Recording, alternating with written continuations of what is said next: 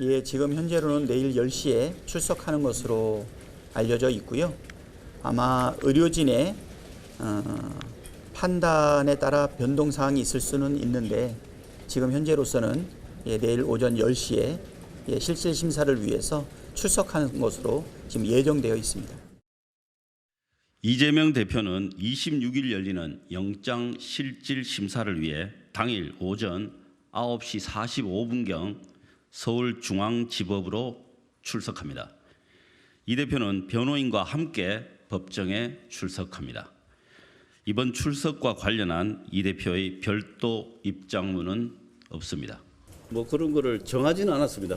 내일 출석하기로 확정을 방금 방침을 정했으니까 거기에 맞춰서 뒤따르는 지도부의 뭐 행보라든가 이런 것들이 정리될 것으로 생각합니다. 그러니까 심사를 좀 연기 요청할 수도 있다는 얘기인데 그건 안 하고요. 내일 10시 전에 법원에 가겠다. 서울중앙지법입니다. 그 얘기를 오늘 발표가 좀 나왔고요. 다음 화면 좀 보겠습니다.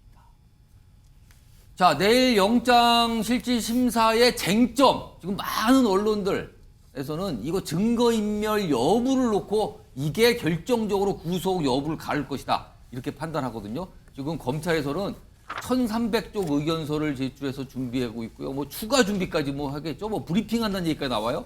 반면에 이제 이재명 대표 측에서는 구속 부당 의견서를 준비하고 있고 법정에서 이재명 대표가 직접 호소를 하겠다. 뭐 이런 게 좀 알려지고 있는 상황이거든요. 자, 정혁진 변호사. 네네. 증거인멸 여부가 구속 판단의 핵심입니까? 내일요? 그렇게 보십니까?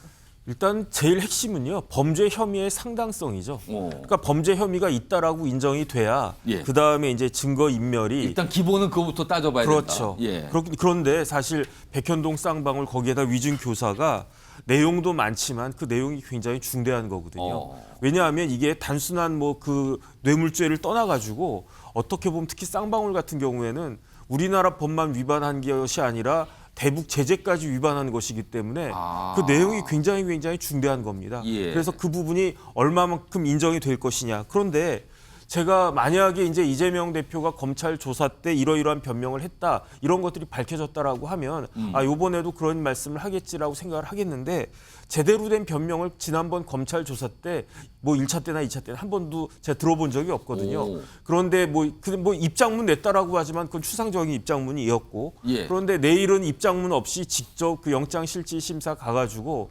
판사한테 이런저런 이야기를 잘 한다라고 했으니까 그 부분이 굉장히 중요할 것 같고 그다음에 증거인멸은 사실은 워낙 범죄 혐의가 중대하기 때문에 예. 여기에 대해서 자인하지 않고 범행을 부인한다라고 하면 증거인멸은 그 자체로서 추정될 수 있다라고 하는 것인데 그런데 그 사이에 여러 가지 정황이 있었단 말이에요.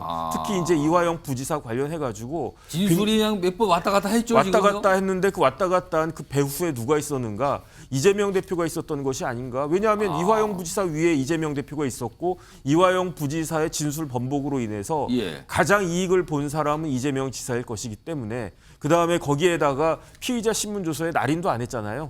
그런 부분들도 굉장히 안 좋게 작용을 할 것이고 예. 그다음 검찰이 준비를 많이 했다라고 볼 수 있는 게 위증교사 부분이거든요. 예. 왜냐하면 옛날에도 위증교사했던 사람이 지금과 같은 절체절명의 시기에 안 하겠는가? 증거인멸을 안 하겠는가 다 할 거지. 그런 논리를 전개할 걸로 보이는데. 그런 논리가 이제 구속영장 청구서에 담겨져 있고 이 부분에 대해서 이제 검찰은 이미 패를 갖다 보여준 거예요. 예. 구속영장 청구서에서 예. 뭐 PPT를 뭐 몇백 장을 한다고 한들 구속영장 청구서에 있는 내용과 다른 내용은 별로 없을 거라고 보이는데 예. 여기에 대해서 이재명 대표의 히든 카드가 무엇인지가 내일 그 영장과 관련된 그 의사 결정에 판사의 의사 결정에 결정적으로 영향을 미칠 것이다. 그렇게 판단이 됩니다. 통상 저렇게 영장 관련 심사를 할 때요. 네네. 검찰 쪽에서 구속영장 청구를 하면서 거기에 일단 내용을 적잖아요. 그 네네. 판사가 보는데 저 현장에 내일 심사 현장에 갔을 때 검찰이 추가적으로 증거를 내놓고 하는 경우가 많이 있습니까? 추가적으로 낼 수도 있죠. 하지만 제가 봤을 때 이미 구속영장 청구서 내용이 너무너무 자세해요. 거의 150페이지 가까이 142페이지, 정확하게는 142페이지인데 이거에 더해가지고 이것을 보충하는 것이 뭐 1000몇백 페이지가 또 있다라고 하니까 그러니까 그 1000몇백 페이지라고 한 게 내용이 있다라기보다는 이 구속영장 청구서의 내용을 보강하는 뒷받침하는 그렇죠. 내용들. 풍성하게 하는 그런 내용들일 것이다. 그렇게 생각이 됩니다. 그러면은 일단 영장 이 쪽수가 142페이지. 그리고 검찰 쪽에서 내는 게 뭐 1000페이지가 넘다 그러고요. 이재명 대표 쪽에서도 뭐 최소 수백 페이지. 그 판사는 그걸 다 읽어봐야 되는 거 아닙니까? 그걸 따져보고 아무래도 내일 중에 안 나올 수도 있다는 얘기가 그래서 나오나 봅니다. 지금요. 새벽으로 넘어갈 수도 있다는 거죠. 지금요. 이런 가운데요. 이재명 대표가 과거에 구속영장 발부 관련해서 다른 인물들에 관해서 강력하게 주장했던 발부해야 된다 이런 취지로 설명을 했던 영상이 있거든요. 꽤 된 겁니다. 불러오겠습니다. 전직 대통령 박근혜 씨가 이제 영장 실질 심사를 받게 됩니다. 다른 국민들과 똑같이 법의 심판을 받게 되길 바랍니다. 범죄 행위가 중대하고 범죄를 부인하고 있고 언제 도망갈지도 모르고 또 증거 인멸을 하고 있다는 정황이 여러 곳에서 보이기 때문에 구속되는 게 당연한 사안입니다. 자, 방금 확인하신 영상이 2017년 박근혜 전 대통령 관련된 내용을 저렇게 얘기했거든요. 그리고 다음 화면은 2018년에 나왔던 발언인데 화면 좀 보겠습니다. 이거는 이명박 전 대통령 관련해서 얘기한 거예요. MB 구속이요 올렸던 이재명 SNS에 올렸던 글인데요. 구속돼야 할 이유 이거에 관해서 실형이 예상되는 중범죄를 부인하고 있다. 역시 여기서 증거인멸 우려를 꺼냅니다. 여기서. 두 가지가 비슷하네요. 지금 2017년, 18년 당시인데. 정기랑 교수님, 그럼 당시하고 지금 이재명 대표 상황은 다른 겁니까? 같은 겁니까? 일단 일반 국민들이 어떻게 느끼느냐가 중요할 것 같아요. 이재명 대표 입장에서는 어쨌든 부메랑이 되고 있는 것만은 분명한 현실이다. 저 얘기만 놓고 본다면 우리가 보통 뭐 이적이라고 그러나 이재명의 적은 이재명의 발언이다. 과거의 발언이다 할 수 있잖아요. 자, 그럼에도 불구하고 지금 이 윤석열 정부와 검찰의 정치 수사에 의해서 이른바 야당 탄압, 예. 또 정치 탄압, 정적 제거라는 걸 주장하면서 지금 이 범죄 혐의에 대해서는 전체적으로 다 부인하고 있는 상황이잖아요. 부인을 하고 있어요. 그렇다고 한다면 지금 그 말대로 한다면 구속 수사가 너무나 당연한 상황이에요.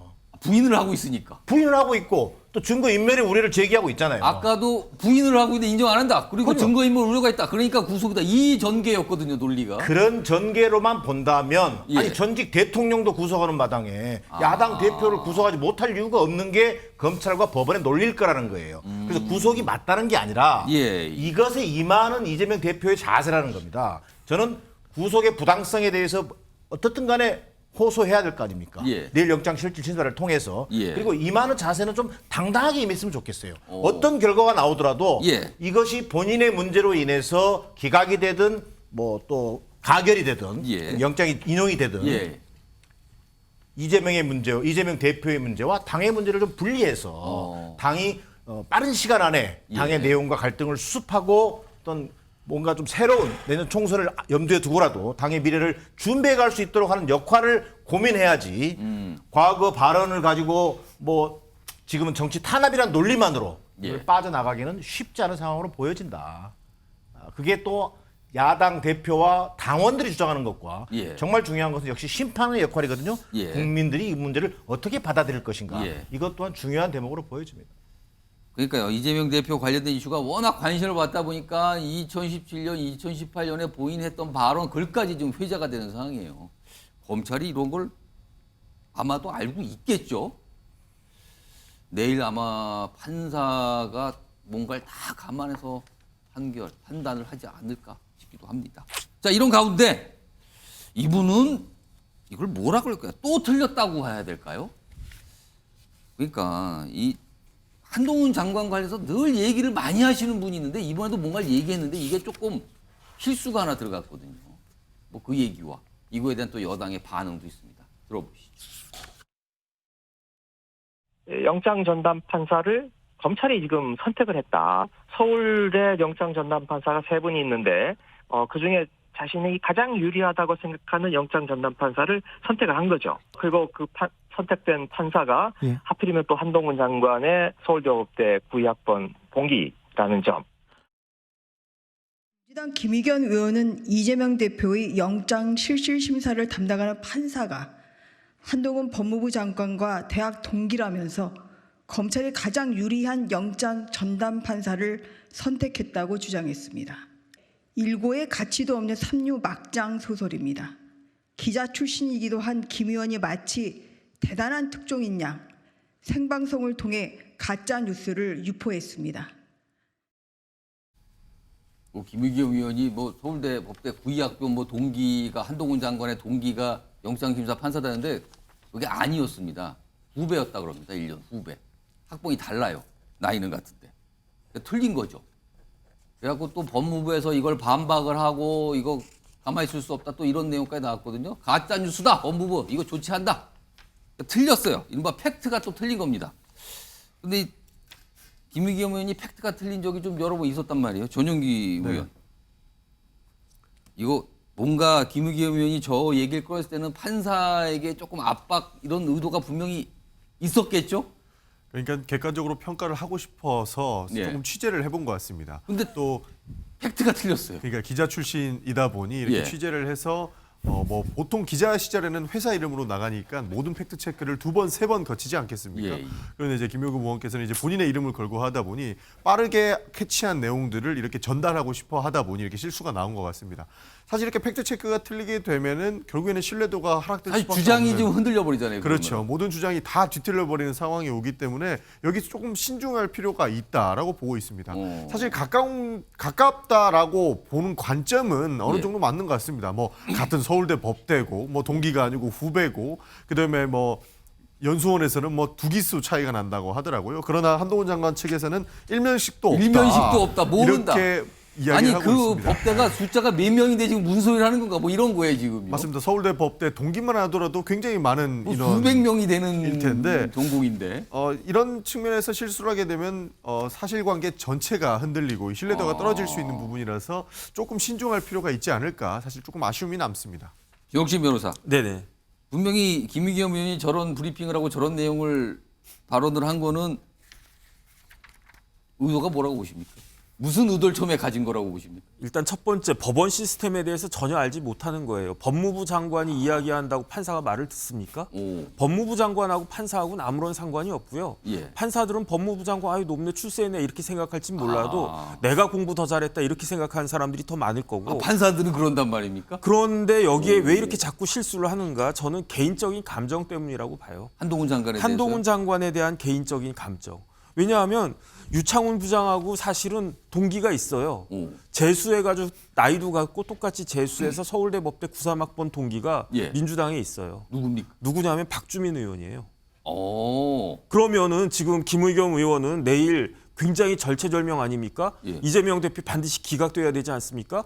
그럼 박주민 의원한테 이야기해서 박주민 의원이 상임위가 법사위잖아요. 오. 법원 관장하고 그것도. 있다고요? 예. 그럼 박주민 의원한테 이야기해가지고 박주민 의원 당신이 유창훈 부장한테 이야기해서 내일 기각시켜 이렇게 이야기할 겁니까?